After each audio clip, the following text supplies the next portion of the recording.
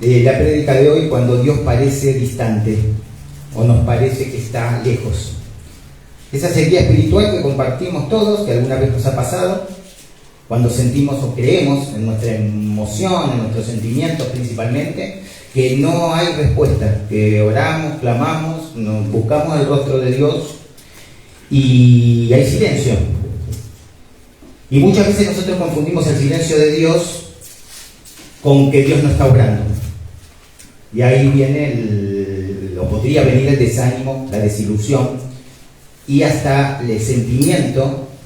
Digo sentimiento porque es emocional, no es real, pero ese sentimiento de que estamos solos y que Dios nos ha abandonado, no está oyendo, no está escuchando.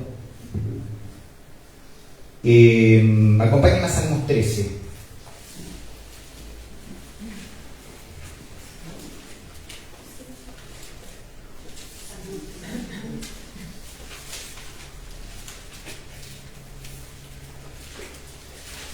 Salmo 3, un salmo de David.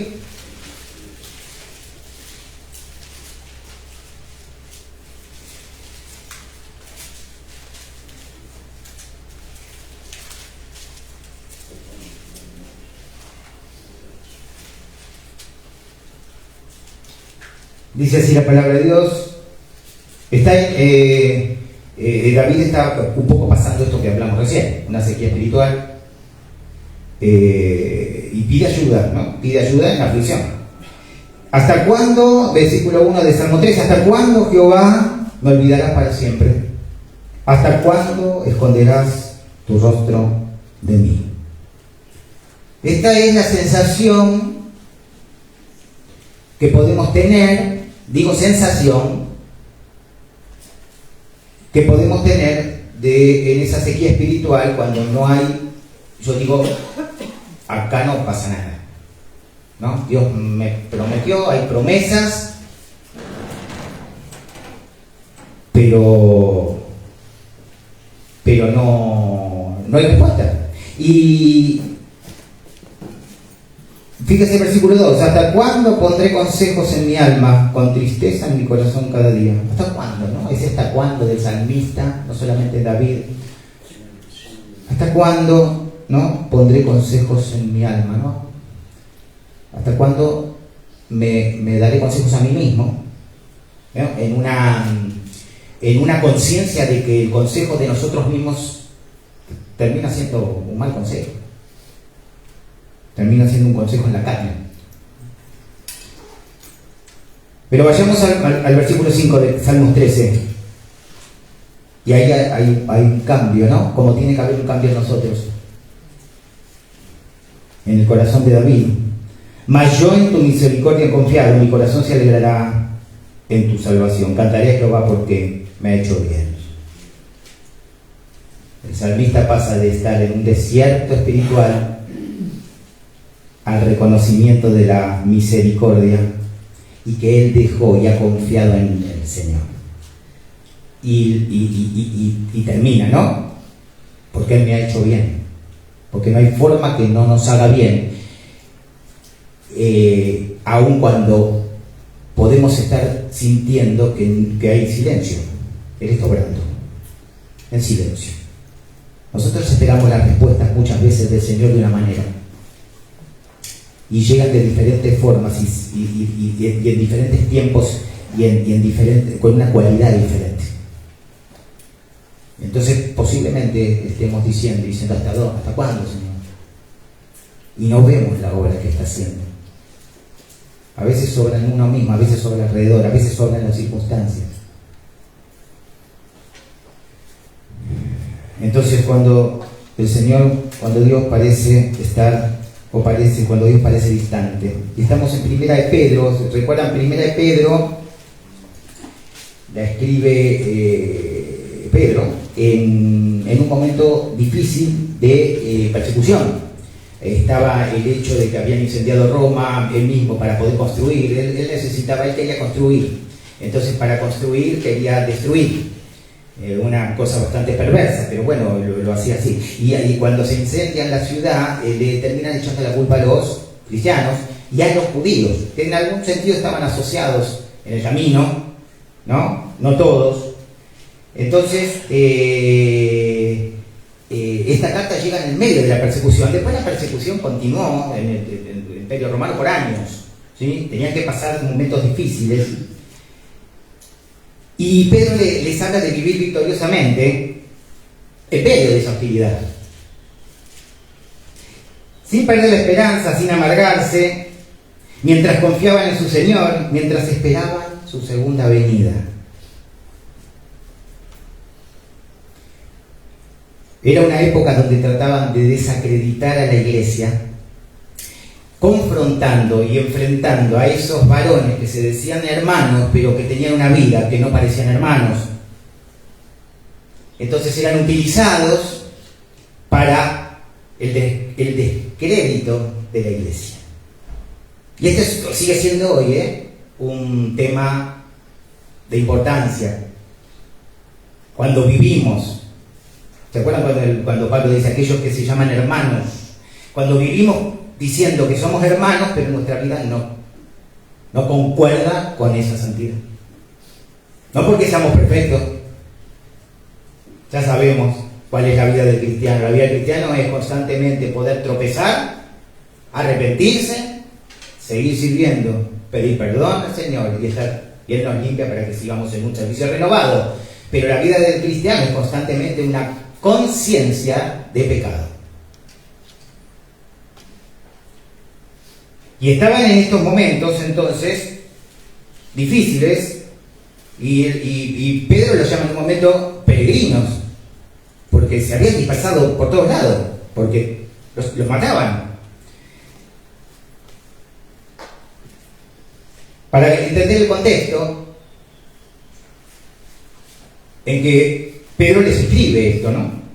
Entonces vamos a leer 1 Pedro capítulo 5, versículos del 6 al 11. Viene hablando Pedro,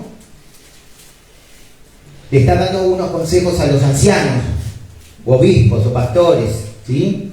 Pero después involucra a todos, a la iglesia.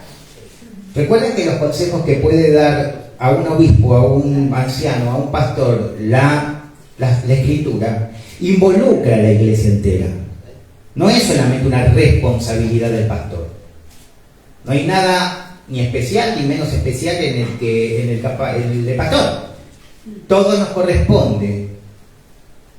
Lo que, por ejemplo, si ustedes después van a leer, empieza a decir Pedro en el capítulo 5, ¿sí? Apacentar la ley de Dios que está entre vosotros, cuidando de ella, no por fuerza, sino voluntariamente, no por ganancia deshonesta. Esto lo hablamos, ¿no? Pastores que están, o líderes que están involucrados, o con una voluntad más metida en recibir dinero, o en hacer dinero, que enviar a la grey.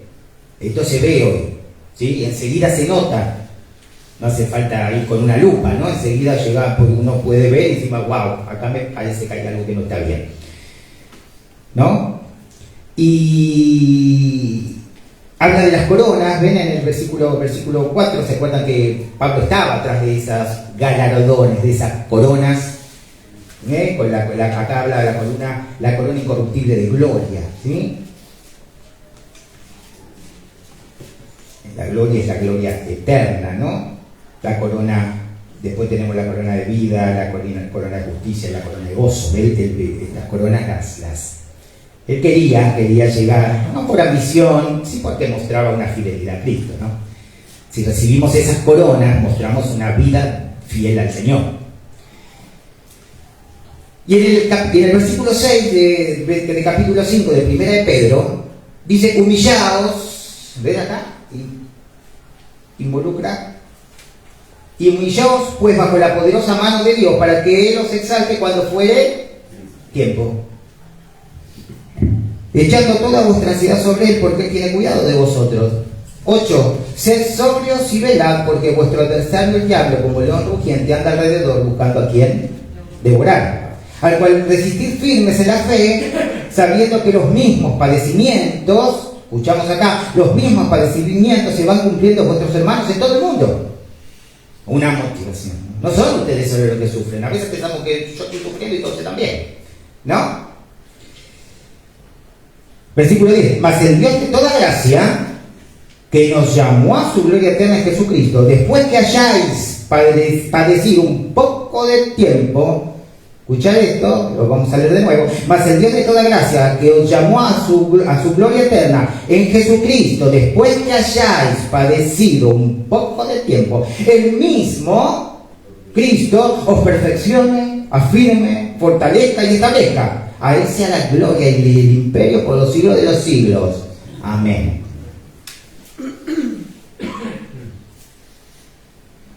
Claro. Después de que hayáis padecido un poco de tiempo, ¿cuál es el poco de tiempo? No lo sabemos. Lo que es poco y mucho para el Señor. Para Él un día son como 1000 años. Pero hay un tiempo. 10 años, 15 años, 2 días. No sabemos. Pero acá lo que nos da la esperanza es que hay un tiempo en que vamos a estar sufriendo. ¿Pero para qué? Para que nos perfeccione, nos afirme, nos fortalezca y nos establezca. Cuando nosotros tenemos esta conciencia, esta verdad del Evangelio, podemos tomar diferente y podemos transitar diferente al desierto. Porque sabemos que es para que después vamos a leerlo todo, para que después nos perfeccione, nos afirme, fortalezca y establezca. Pastor, no quiero sufrir, estoy muy mal. Gloria a Dios, vamos a orar.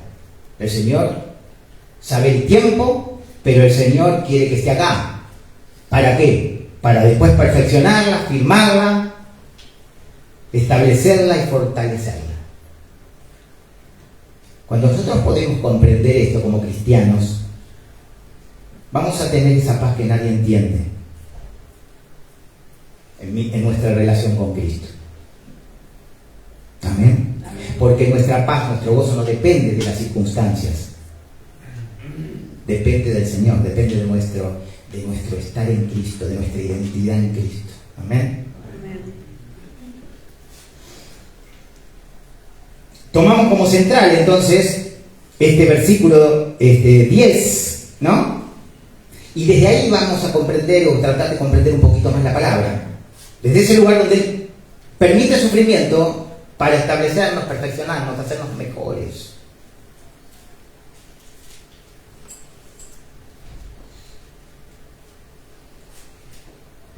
Estos versículos nos recuerdan que detrás de cada prueba hay un propósito divino que Dios nunca nos deja. Dos cosas, que Dios nunca nos deja y que detrás de cada prueba hay un propósito divino. Amén.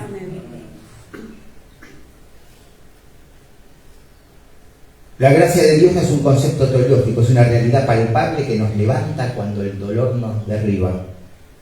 Otra promesa, en el medio del dolor, que nos podemos sentir derribados, Él nos sostiene y nos levanta. No que saca el dolor, no sabemos en su voluntad. Si no lo saca, nos sostiene. ¿Para qué? Para perfeccionarnos, fortalecernos, establecernos. ¿Amén? No me voy a cansar de decir esto. Y me lo digo para mí mismo. Cuando a veces flaqueamos en el sufrimiento. Cuando a veces decimos, estamos en la cama, nos tapamos hasta que decimos, no me levanto. Hoy me quedaría todo el día acá. En esos momentos de desgano, de desánimo, de depresión, el Señor no está en silencio, nos está sosteniendo. ¿Amén? Amén. ¿Para qué? Para fortalecernos, perfeccionarnos y establecernos.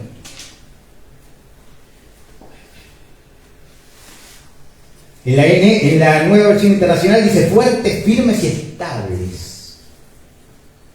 Estables, no con doble ánimo, que según el viento de doctrina me lleva para allá o para allá como las olas del mar. En la Nueva Biblia Viva dice fuertes, firmes y les dará seguridad.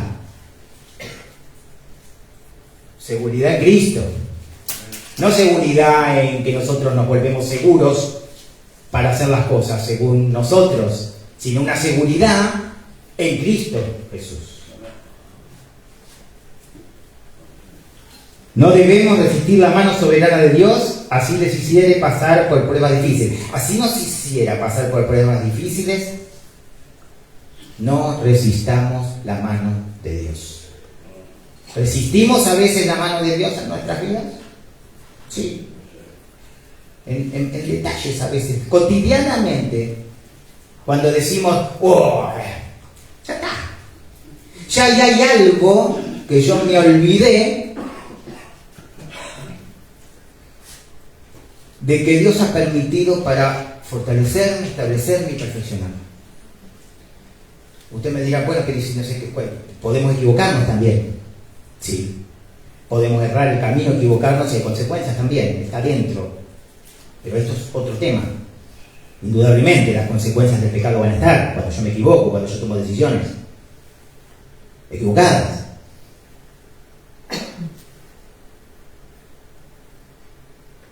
De igual manera, el Señor permite todo eso y no nos sostiene en toda prueba, en todo tropiezo, en toda falla. Porque Él vino por los que fallamos, no vino para los que se creen perfectos y justos. No, yo ya no necesito. Porque el que no necesita nada es el incrédulo. El que no necesita de Dios es el incrédulo. Que cree solamente en su capacidad. Que dice, yo puedo solo. Yo vivo a espaldas de Dios. ¿Como hizo quién? Eva. Como hizo Adán. Decidieron vivir a espaldas de Dios, a espaldas de lo que Dios le decía. Y le dijo. Muchas veces. Entonces, humillaos. Y una falta de sumisión en nosotros es cuando justamente resistimos la voluntad de Dios. Una muestra de no humildad en nosotros es cuando resistimos la voluntad de Dios.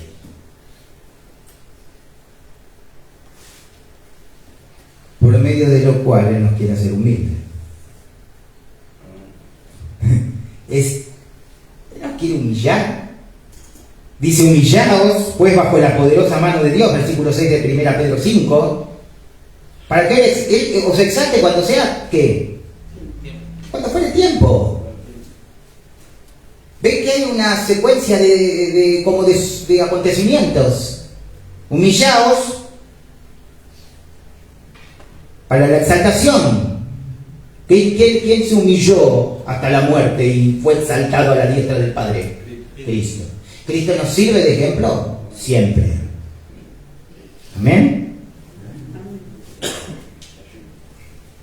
2 Corintios 12, 7, 10.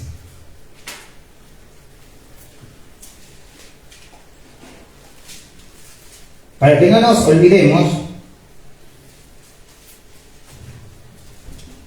está hablando el apóstol Pablo, y 12, 7 a 10, 2 Corintios. Lo repasamos así porque no vamos a meternos a dilucidar ni a empezar con los detalles, pero está hablando el apóstol Pablo, que fue llevado hasta el tercer cielo y que escuchó cosas inefables, increíbles. Él solo le fue revelado el Evangelio por Cristo mismo. Y dice en el versículo 7 entonces de 2 Corintios capítulo 12, y para que la grandeza de las revelaciones no me exaltase desmedidamente, me fue dado un aguijón en mi carne, un mensajero de Satanás que me abofeté, para que no me enaltezca sobremanera. Respecto a lo cual 3 veces he rogado al Señor que lo quite de mí, y me ha dicho, bástate mi gracia, porque mi poder se perfecciona en la debilidad. Por tanto, de buena gracia me gloriaré más bien en mis debilidades, para que repose sobre mí el poder de Cristo. Entonces dice, pues cuando soy débil, entonces soy fuerte. Cuando nos sentimos debilitados, en sequía espiritual, Dios nos responde, Dios está obrando, y su poder se manifiesta en nosotros por medio o en nuestra debilidad, no en nuestra fortaleza, no en el que se siente seguro, sino el que se siente inseguro y débil.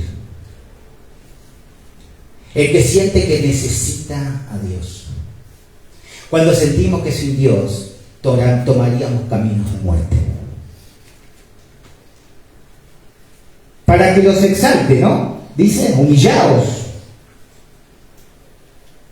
bajo la poderosa mano de Dios para que Él los exalte, es decir, los eleve.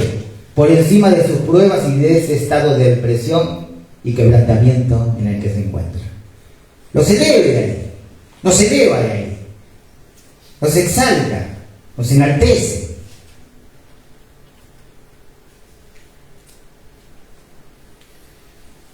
Después en el versículo 7, primera de Pedro capítulo 5, dice: echando toda vuestra ansiedad sobre Él, porque Él tiene cuidado de vosotros. En el original ahí es tirando, como algo que se lanza, lanzando.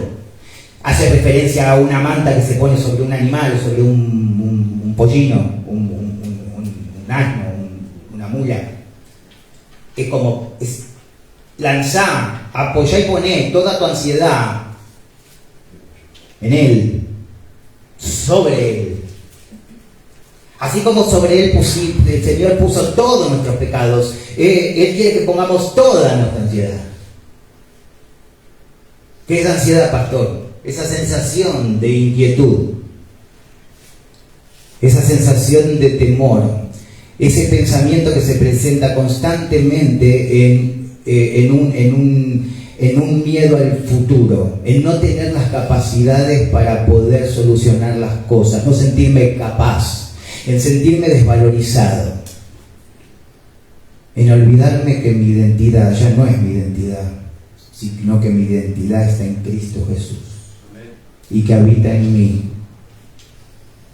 el poder de Dios. Echemos toda nuestra ansiedad, lancemos, apoyemos toda nuestra ansiedad sobre el Señor, porque Él cuida de nosotros. Fíjese que están juntos. Ansiedad con cuidado. ¿Sí?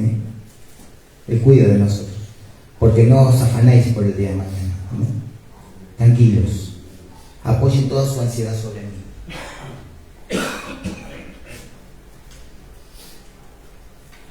Nuestro descontento, desánimo, desesperanza y sufrimiento en el Señor y confiar en Él, o confiar en que Él sabe lo que hace en cada una de nuestras vidas.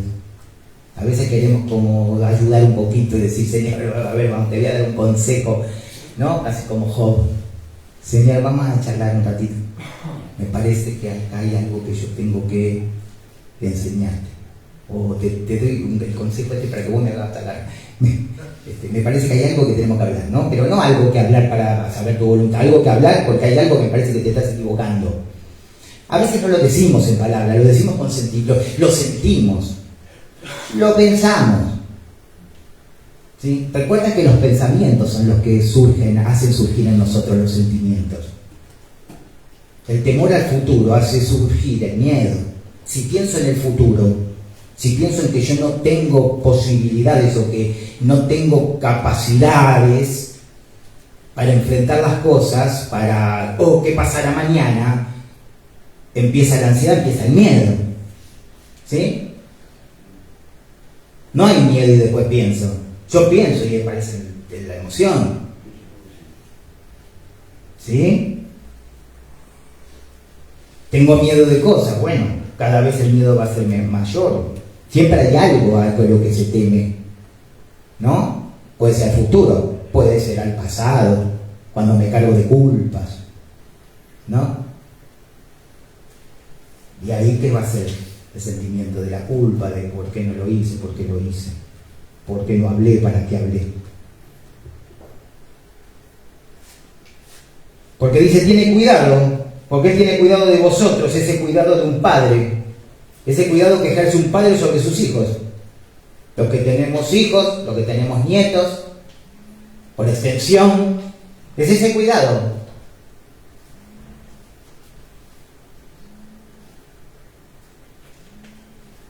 Cuando nosotros podemos desde nuestra preocupación encomendarnos a Dios,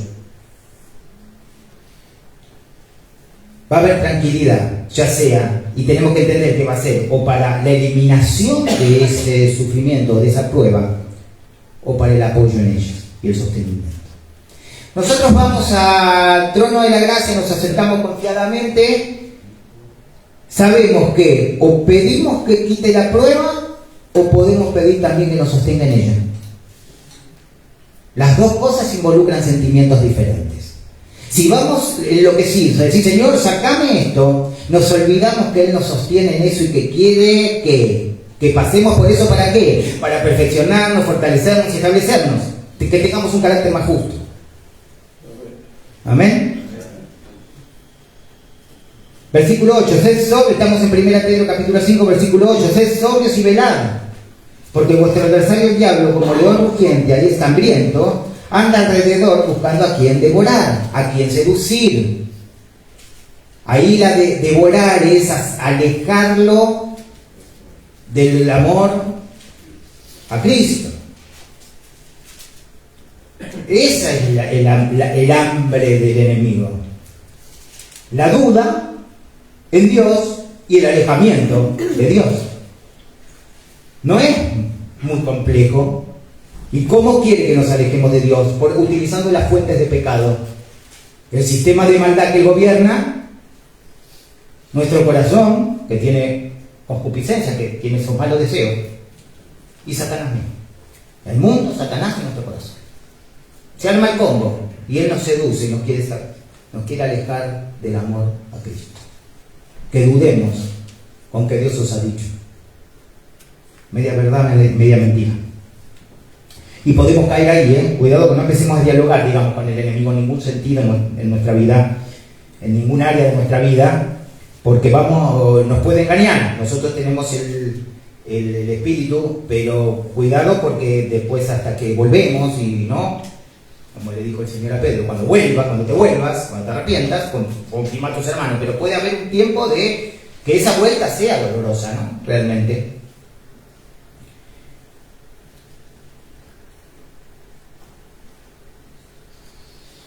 Velar. O sea, siempre alerta, ¿no? Siempre alerta. Y como la defensiva, ¿cómo velamos? Orando. ¿Cómo velamos? Leyendo la palabra de Dios.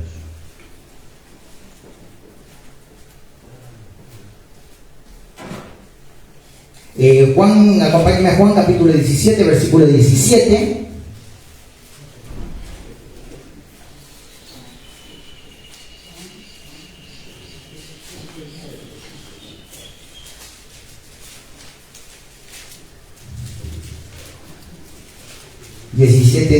de Juan, Evangelio de Juan.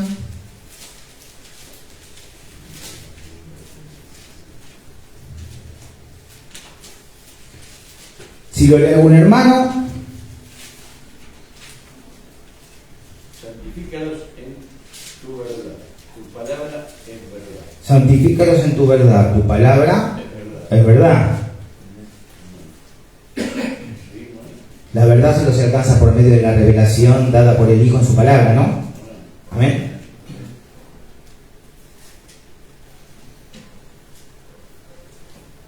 Santifícalos en tu verdad. Nos santifica, nos separa con un propósito en su verdad, en la verdad del Evangelio. Amén. Acompáñenme a Salmos 94:12. Hoy los voy a llevar a pasear un poquito por las Escrituras. Salmo 94:12. Lo lee algún hermano también, o lo leo yo como quieran. Bienaventurado el hombre a quien tú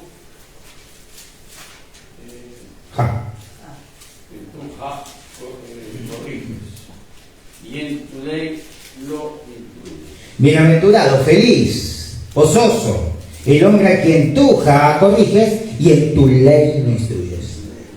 Bienaventurado, ¿no?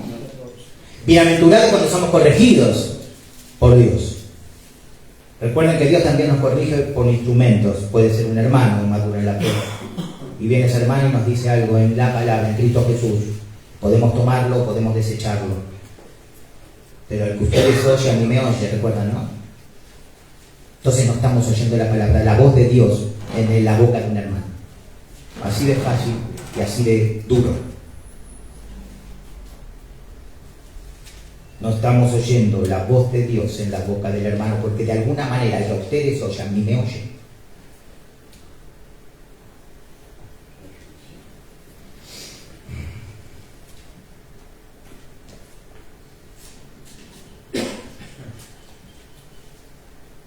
Estamos en todo, me gusta.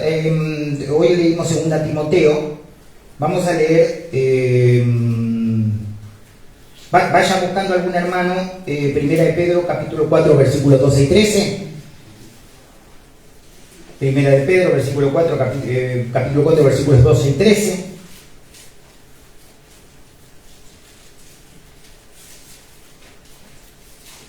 El cristiano solo quiere hacer lo que Dios quiere y aborrecer lo que Dios aborrece.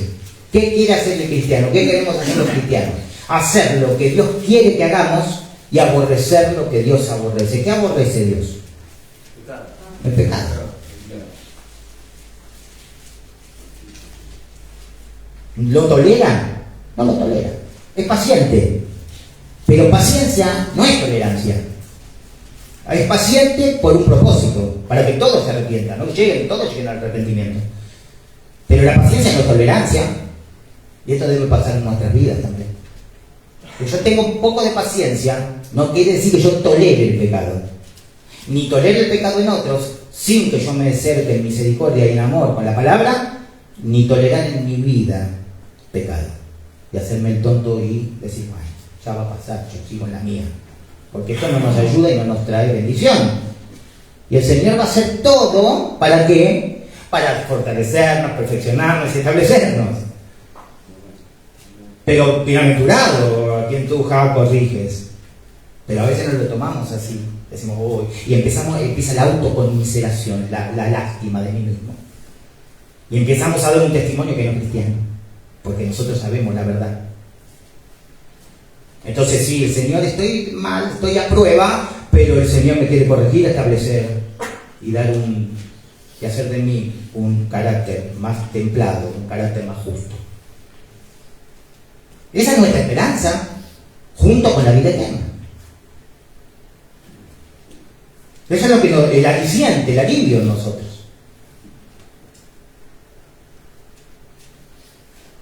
Ser sobrios y velar, porque vuestro tercer diablo ya sabemos andar hambriento ahí buscando a quien devorar. 9. Al cual resistir firmes en la fe, sabiendo que los mismos padecimientos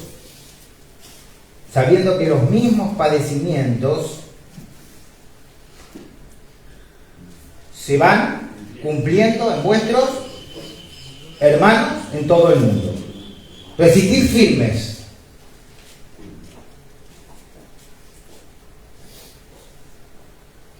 Muy bien, les pido después que estemos orando por mi mamá, que acá me dicen que se cayó y le cuesta respirar, así que bueno, la mantenemos en oración, ¿sí? Marta. Entonces, tenemos entonces 1 Pedro capítulo 4 versículos 12 y 13. Amén. Amén. Amados, no os sorprendáis del fuego de prueba que os ha sobrevenido, como si alguna cosa extraña os aconteciese, sino gozaos por cuanto sois participantes de los padecimientos de Cristo, para que también en la revelación de su gloria os gocéis con gran alegría. Bien, a ver, hermano Beto, léelo boca, léelo de nuevo. Amados, no os sorprendáis del fuego de prueba que os ha sobrevenido, como si alguna cosa extraña os aconteciese, sino gozaos por cuanto sois participantes de los padecimientos de Cristo, para que también en la revelación de su gloria os gocéis con gran alegría. Amén. No se sorprendan, dice, de cuando llegue la prueba, ¿no? Sino que se gocen, como si esto fuera algo desconocido para la cristiana, y que dice, bueno, se siente asombrado por la prueba, y dice, no se sientan asombrados, sino gocen, estén gozosos, pensando en la gloria venidera también, ¿no? No tomen la prueba como algo diciendo, ¿por qué? Porque aparte no mostramos con nuestra conducta cómo Dios obra y nuestra confianza en Cristo.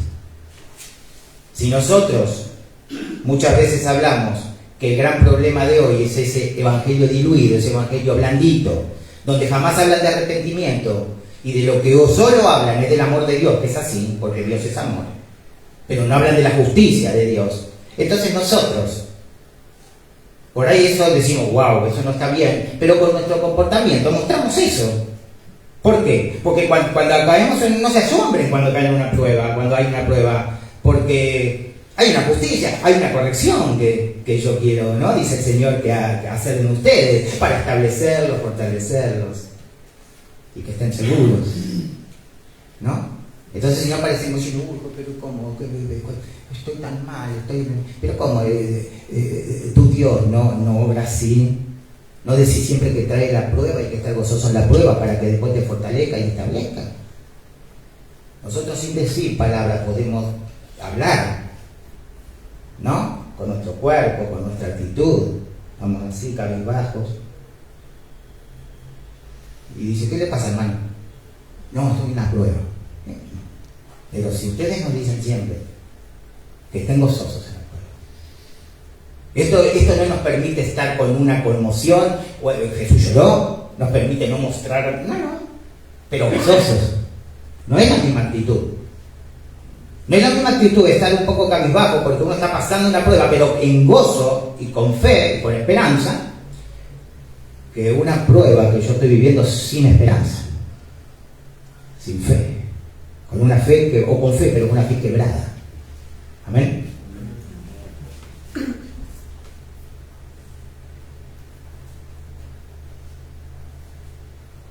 Solo un tiempo que estamos llamados a sufrir, un tiempo muy corto comparado con la eternidad, hermano. Muy corto comparado con la eternidad. Y ahora sí, y vamos cerrando,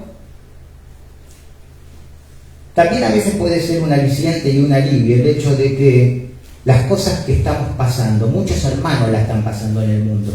A veces nos creemos un poquito exclusivos y un poquito especiales cuando reaccionamos diciendo, pero a mí me pasa todo.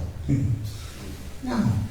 Y acá estas cosas se van cumpliendo en tus hermanos, en vuestros hermanos, en sus hermanos en el mundo, en nuestros hermanos en el mundo. ¿No? A veces parece que el dolor de uno es solamente el dolor que vale. Y no considera, no tenemos la empatía para considerar el dolor del otro. Y decimos, no, nunca será como mi dolor. Y nosotros no conocemos el dolor del otro.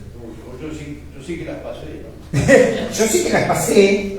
Y el otro te está diciendo, no, es un poquito que nos volvemos un poquito ese orgullo, ese egoísmo, de no poder empatizar, de no poder ponernos en el lugar del hermano.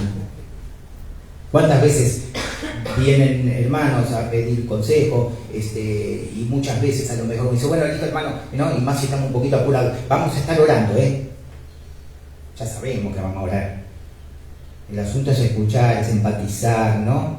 Es soportar la carga del otro. Soportar es ahí llevar de a dos una carga, ¿no? Amén.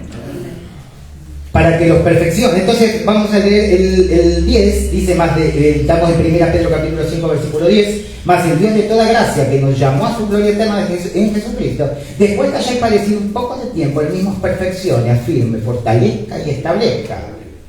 Perfeccione hacia la madurez, ¿no? Un carácter estable, piadoso, más justo. Ahora en el original, ahí, perfeccionar, catartizo, en el griego, transliteración del hebreo al griego, es hacer acto. Significa hacer acto, preparar, remendar, restaurar, unir. Fíjense, ¿no? Restauración. Nos quiere unir en una sola pieza, ¿no? Cuando hay una prueba por ahí medio nos desarmamos. Él nos quiere como volver a unir, a restaurar. Nos quiere hacer más actos. Nos perfeccione, nos afirme como una casa sobre la roca, sobre Cristo. A ver si algún hermano podría buscar Efesios capítulo 2, versículo 20.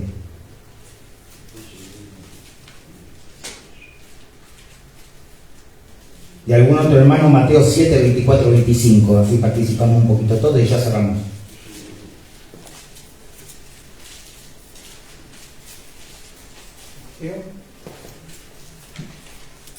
Mateo 7, 24, 25.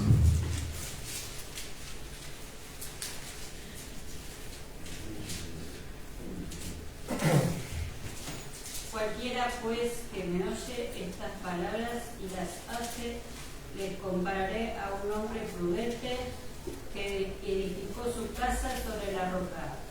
Descendió lluvia y vinieron ríos y soplaron vientos y golpearon contra aquella casa y no cayó porque estaba fundada sobre la roca. Amén. Estaba fundada sobre la roca. Nosotros fundados sobre roca, sobre el Cristo. Oh roca, dice ahí Habacuc en un momento. Oh roca, no moriremos, ¿no? Cuando Habacuc había perdido toda la esperanza y dice, uy, acá vienen todos los babilonios, al final yo pedía justicia, me mandan ahora a los caldeos, y le agarra miedo, y dice después no, ese corazón da un vuelco y dice, oh roca, no moriremos. No moriremos, no pereceremos como nación. No vamos a perecer como ellos. Cuando estemos fundados sobre la roca, van a venir pruebas, van a venir desiertos, pero no nos va a derribar así nomás, porque estamos fundados sobre la roca. Pero también nos quiere fortalecer, para que ningún poder de la tierra o del infierno pueda movernos de ese fundamento, de esa roca. ¿Sí? Ahí fortaleza habla de vigor corporal, pero también habla de conocimiento en el original y de poder espiritual. Una conciencia del poder en Cristo Jesús y de un vigor físico también. Y también nos establezca en su verdad y gracia, en fe, esperanza, amor y nueva obediencia. Acá establezca es fundar, o en el original, en la transliteración al griego, es fundar o levantar una construcción. Persona que, y también hace referencia a algo más figurativo, es una persona que pasa a tener una función de importancia que antes no tenía. No por la importancia orgullosa, sino por la importancia y la responsabilidad en la tarea y en la obra que Dios nos da, o a la obra que nos llama. Establecer, ahí semerió en griego, nos da un lugar después de la prueba de una importancia diferente, porque estamos más aptos, ¿recuerdan? Perfeccionan para la tarea que Él nos quiere encomendar. Amén. Que podamos estar, hermanos, entonces en este sentido, esta semana y las que vengan, los días que vengan, pensando en esto un poco, replanteándonos cuando parece que Dios está distante, ¿no? Recuerden que está obrando. ¿Para qué? Para perfeccionarnos, establecernos, fortalecernos. Amén. Padre mío, Señor, Padre nuestro, que estás en los cielos, santificado sea tu nombre, Dios mío. Querido Señor, tú sabes todas las cosas, hoy has traído palabras, Señor. Hay veces que te sentimos lejanos, Señor. Es un sentimiento, Padre Santo. Queremos acercarnos a ti, queremos tener, Señor, y pasar por esa sequía espiritual, Señor, tomado de tu mano. Sabemos de tu gracia, sabemos de tu amor, sabemos que nos quieras perfeccionar, establecer y dar fuerzas, fortalecer. Por eso, Señor, oramos para que realmente nos quebrantes, Señor. Estamos listos para ser quebrantados, Padre, porque queremos perfeccionar, queremos que nos perfecciones, nos establezcas, Señor. Nos dé fuerza, Padre Santo. Padre, ya tomamos la prueba no como una desgracia ni preguntando hasta cuándo, sino sometiéndonos a tu autoridad y a tu mano, Señor, que sabes lo que haces. Gracias por sostenernos en medio de la prueba, Señor. Gracias porque no estás en silencio en medio de nuestro sufrimiento, Dios mío. Dejo a cada hermano en tus manos, Señor. Tú sabes de las luchas que cada uno tenemos, Señor. Que podamos llevar el peso de las luchas unos con otros, Señor. Soportarnos, Señor, soportados como tú nos mandas, Señor. Para llevar un peso pesado, mejor 12, mejor 13, mejor 4, Señor. En el nombre de Jesús, amén.